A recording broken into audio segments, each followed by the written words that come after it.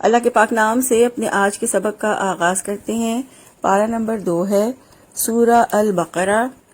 اور آیت نمبر 187۔ ارشاد باری تعالیٰ ہے احل لکم لیلۃ الصیام الرفث الی نسائکم ہن لباس لکم وانتم لباس لہن علم اللہ انکم کنتم تختانون انفسکم فتاب علیکم وعفا عنکم فالآن باشروہن وابتغوا ما کتب اللہ لکم وکلوا واشربوا حتی یتبین لکم الخیط الابیض من الخیط الاسود من الفجر ثم اتموا الصیام الی اللیل ولا تباشروہن وانتم عاکفون فی المساجد تلک حدود اللہ فلا تقربوها کذالک یبین اللہ آیاتہ للناس لعلہم یتقون۔ لفظی ترجمہ ہے احلّہ حلال کر دیا گیا لکم تمہارے لیے لیلۃ الصیامی روزوں کی رات رفثا بے حجاب ہونا الی نسائکم اپنی عورتوں سے ہن وہ عورتیں لباس لباس ہیں لکم تمہارے لیے وانتم اور تم لباس ہو لہن ان کے لیے علم اللہ اللہ تعالیٰ جان چکا ہے انکم کہ بے شک تم کنتم تھے تم تختانونا تم سب خیانت کر لیتے انفسکم اپنے آپ سے فتابا تو اس نے رجوع کیا علیکم تم پر وعفا اور درگزر کر دیا عنکم تم سے فالآنا پس اب باشروہن تم سب مباشرت کر سکتے ہو ان سے وابتغوا اور تم سب خواہش رکھو ما کتب اللہ اس کی جو لکھ رکھا ہے اللہ تعالیٰ نے لکم تمہارے لیے وکلوا اور تم سب کھاؤ واشربوا اور تم سب پیو حتی یہاں تک کہ یتبینا وہ نمایاں ہو جائے لکم تمہارے لیے الخیط الابیض سفید دھاری من الخیط الاسود کالی دھاری سے من الفجر فجر کی ثم پھر اتموا تم سب پورا کرو الصیام روزے کو الی اللیل رات تک ولا تباشروہن اور تم سب مباشرت نہ کرو ان سے وانتم اس حال میں کہ تم عاکفون تم سب اعتکاف کرنے والے ہو فی المساجد مساجد میں تلکا یہ حدود اللہ اللہ کی حدیں ہیں فلا تقربوها تو مت قریب جاؤ ان کے کذالک اسی طرح یبین اللہ وہ کھول کھول کر بیان کرتا ہے اللہ تعالیٰ آیات ہی اپنی آیات للناسی لوگوں کے لیے لعلہم تاکہ وہ یتقون وہ سب بچ جائیں۔ با محاورہ ترجمہ ہے تمہارے لیے روزوں کی راتوں میں اپنی بیویوں سے صحبت کرنا حلال کر دیا گیا ہے وہ تمہارے لیے لباس ہیں اور تم ان کے لیے لباس ہو۔ اللہ تعالیٰ نے جان لیا کہ یقیناً تم اپنی جانوں سے خیانت کر رہے تھے پھر اس نے تم پر توجہ فرمائی اور تم سے درگزر کیا پھر اب تم ان عورتوں سے مباشرت کرو اور اللہ تعالیٰ نے جو تمہارے لیے لکھ دیا ہے اسے تلاش کرو اور کھاؤ اور پیو یہاں تک کہ فجر کی سفید دھاری رات کی سیاہ دھاری سے الگ ظاہر ہو جائے پھر رات تک روزوں کو پورا کرو اور جب تم مساجد میں اعتکاف کرنے والے ہو تو ان عورتوں سے مباشرت نہ کرو یہ اللہ تعالیٰ کی حدود ہیں تو ان کے قریب نہ جاؤ۔ اسی طرح اللہ تعالیٰ لوگوں کے لیے اپنی آیات کھول کر بیان کرتا ہے تاکہ وہ اللہ تعالیٰ کی ناراضگی سے بچیں۔ احکام روزہ سے متعلق یہ آیت بڑی طویل ہے۔ یہودیوں کے ہاں ان کی شریعت میں روزہ شام کو ہی شروع ہو جاتا تھا اور رات بھی روزے میں شامل ہوتی تھی اور اس طرح میاں اور بیوی کا آپس میں تعلق بھی قائم نہیں ہو سکتا تھا۔ ان کے ہاں سحری کا بھی کوئی تصور نہیں تھا، جیسے ہی رات کو سوتے روزہ شروع ہو جاتا اور اگلے دن غروب آفتاب تک روزہ رہتا۔ لیکن ہمیں یعنی محمد صلی اللہ علیہ وآلہ وسلم کی امت کو اللہ تعالیٰ نے روزوں میں نرمی عطا فرمائی، لیکن یہ نرمی ابتدا میں اس طرح سے نہیں تھی اور اسی طرح روزے کی راتوں میں بیویوں سے مباشرت کی اجازت بھی نہیں تھی۔ تو اس آیت میں اللہ تعالیٰ نے راتوں میں میاں بیوی کی مباشرت کی اجازت دی اور فرمایا احل لکم لیلۃ الصیام الرفث الی نسائکم تمہارے لیے روزوں کی راتوں میں اپنی بیویوں سے صحبت کرنا حلال کر دیا گیا ہے۔ روزوں کے فرض کیے جانے کے بعد مسلمانوں پر رات کے وقت سو جانے کے بعد کھانا پینا اور جمع وغیرہ حرام تھا، تو بعض اصحاب کو یہ چیز مشقت لگی اور اللہ تعالیٰ نے پھر اس میں تخفیف فرما دی، نرمی فرما دی اور رمضان کی راتوں میں کھانا پینا اور مباشرت کرنا اس کی اجازت دے دی۔ پھر فرمایا ہن لباس لکم وانتم لباس لہن وہ تمہارے لیے لباس ہیں اور تم ان کے لیے لباس ہو۔ لباس زینت، وقار، حفاظت اور عزت کے لیے ہوتا ہے۔ اس رشتے میں بھی ایک دوسرے کے رازوں کی حفاظت ہونی چاہیے۔ بیوی کو شوہر کے مال، اس کی عزت اور گھر کے تمام کاموں میں شوہر کے حقوق کی حفاظت امانت سمجھ کر کرنی چاہیے۔ اسی طرح شوہر بیوی کو مال، جان اور عزت کا تحفظ فراہم کرے۔ اس حفاظت میں ہی ایک دوسرے کی عزت ہے اور اسی کی وجہ سے شوہر اور بیوی کی معاشرے میں عزت ہے، اور اس کے ساتھ ساتھ شوہر اور بیوی کے درمیان باہمی اعتماد اور محبت کی فضا اس رشتے کو باوقار بناتی ہے۔ شوہر اور بیوی کے درمیان معاملات میں نرمی اور شگفتگی اس رشتے کو زینت دیتی ہے۔ پھر فرمایا علم اللہ انکم کنتم تختانون انفسکم فتاب علیکم وعفا عنکم۔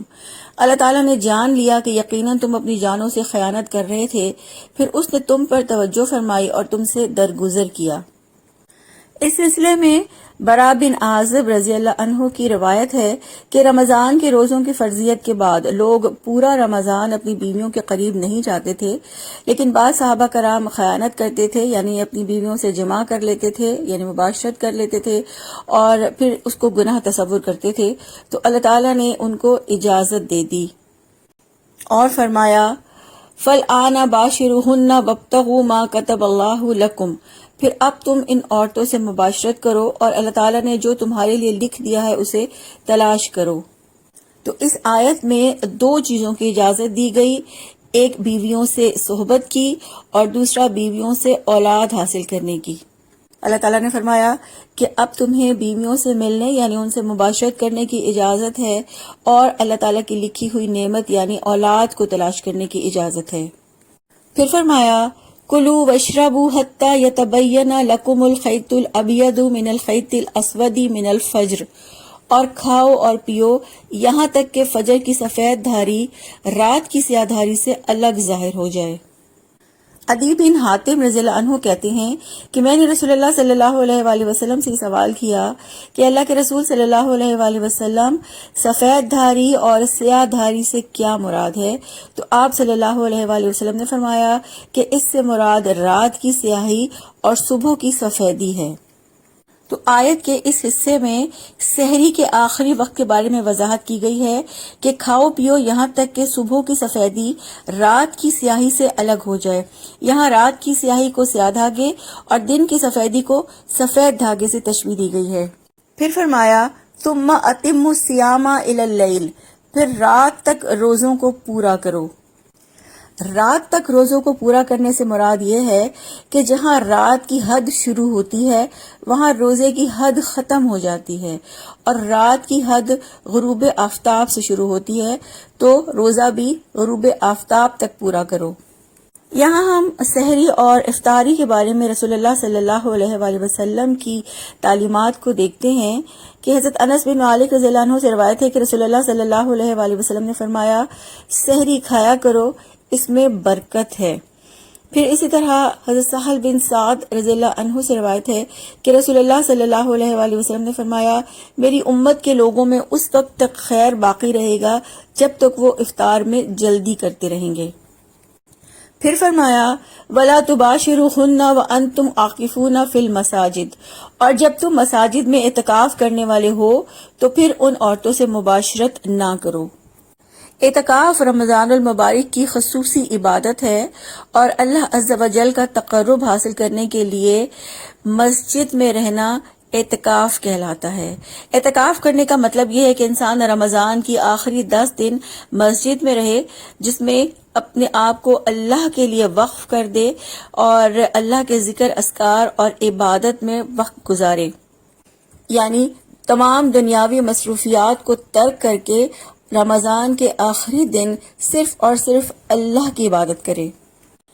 تو یہاں اس آیت میں اللہ تعالیٰ نے اعتکاف کی حالت میں میاں اور بیوی کے تعلق کی اجازت نہیں دی، اور اس آیت سے ہمیں ایک اور چیز پتہ چلتی ہے کہ اعتکاف صرف مساجد میں ہی کیا جا سکتا ہے، اور اعتکاف کی حالت میں انسان اپنی انسانی ضروریات کے لیے مساجد سے باہر تو جا سکتا ہے، لیکن اس کے لیے ضروری ہے کہ وہ اپنے آپ کو شہوانی لذتوں سے روکے رکھے۔ پھر فرمایا تلک حدود اللہ فلا تقربوها، یہ اللہ تعالیٰ کی حدود ہیں تو ان کے قریب نہ جاؤ، یعنی یہ اللہ تعالیٰ کی حدود ہیں جنہیں اللہ نے اپنے بندوں کے لیے مقرر کیا ہے، اور فرمایا فلا تقربوها یعنی ان کے قریب نہ جاؤ، یعنی نافرمانی کے کنارے پہ بھی نہ گھومو، اور سلامتی اسی میں ہے کہ انسان گناہوں کی سرحد سے دور رہے کہ کہیں بھولے سے بھی اس کے پار نہ چلا جائے۔ پھر فرمایا کذالک یبین اللہ آیاتہ للناس لعلہم یتقون،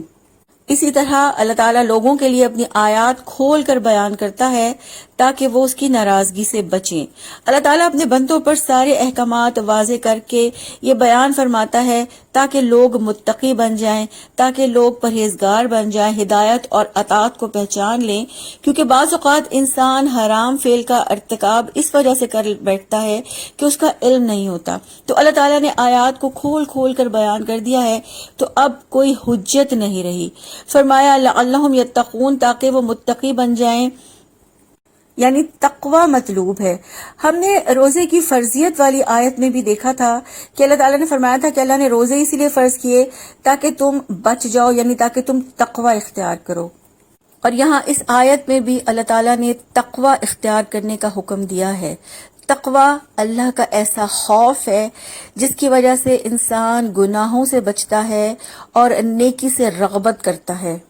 اللہ تعالیٰ سے دعا ہے کہ اللہ تعالیٰ ہمیں روزے کے احکامات پر پوری طرح سے عمل کرنے کی توفیق عطا فرمائیں، اور اللہ تعالیٰ سے دعا ہے کہ اللہ تعالیٰ ہمارے دلوں کے اندر اپنا ایسا تقوی، ایسا خوف عطا فرما دیں کہ ہم گناہوں کے قریب بھی نہ جائیں۔ آمین۔ سبحانک اللہم و بحمدک نشہد ان لا الہ الا انت نستغفرک و نتوب الیک۔ السلام علیکم و رحمۃ اللہ وبرکاتہ۔